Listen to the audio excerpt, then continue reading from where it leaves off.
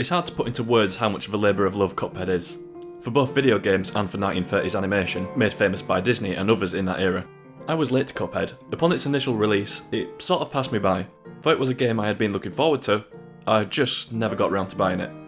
It wasn't until Cuphead's release on the Nintendo Switch in 2019 that I finally got around to playing it, and I instantly fell in love.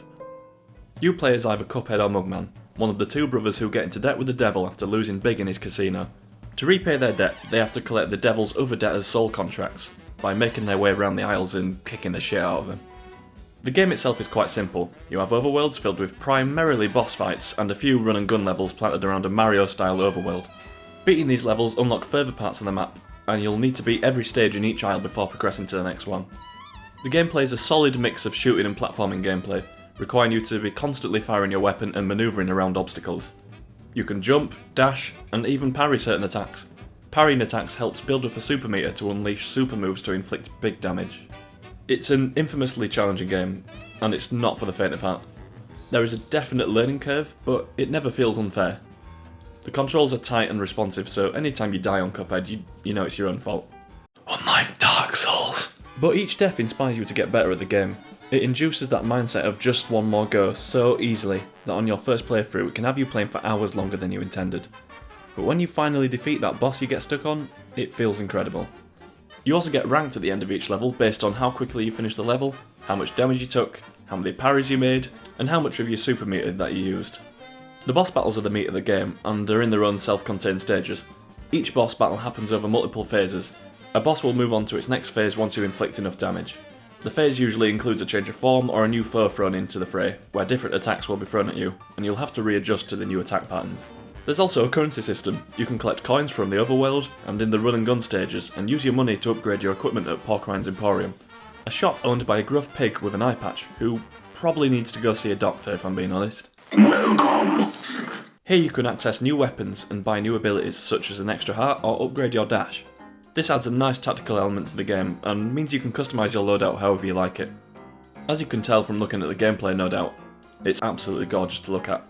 That rubber hose 1930s style animation looks as if it jumped straight out of the era it pays homage to, and it's so fluid and easy on the eye, you can't help but appreciate the amount of effort that must have gone into it. With today's technology, the development team could have bodged together something that resembled that art style using modern animation techniques. But no, Studio MDHR went one step beyond.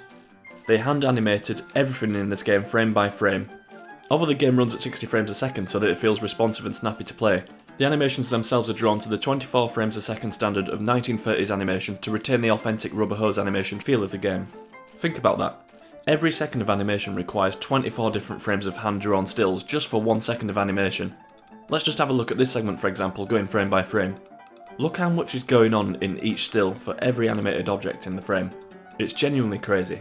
Every part of the game just oozes creativity and charm. Just look at both Cuphead and Mugman, two little fellows who have cups for heads.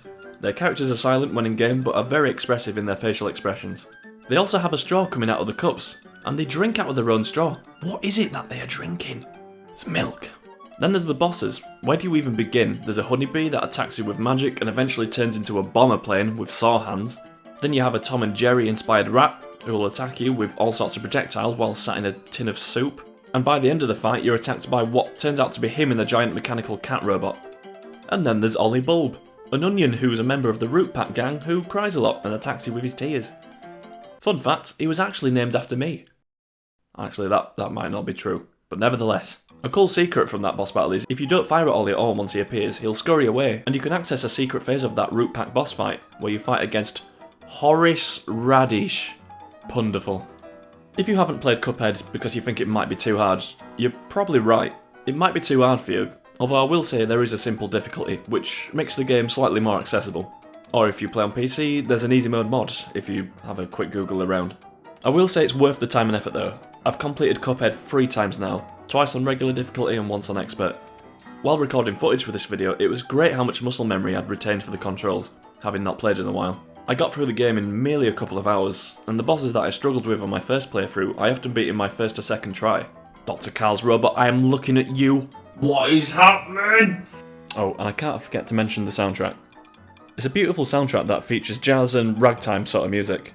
Some of the piano pieces on the official soundtrack are really, really nice. If you can, you should definitely play Cuphead. It's a genuine labour of love and deserves to be experienced. And with DLC coming off in hopefully the not too far future, I cannot wait to play some more Cuphead. Thank you for watching. Why not subscribe and maybe drop a like? What are your opinions on Cuphead? Let me know in the comments below. See ya!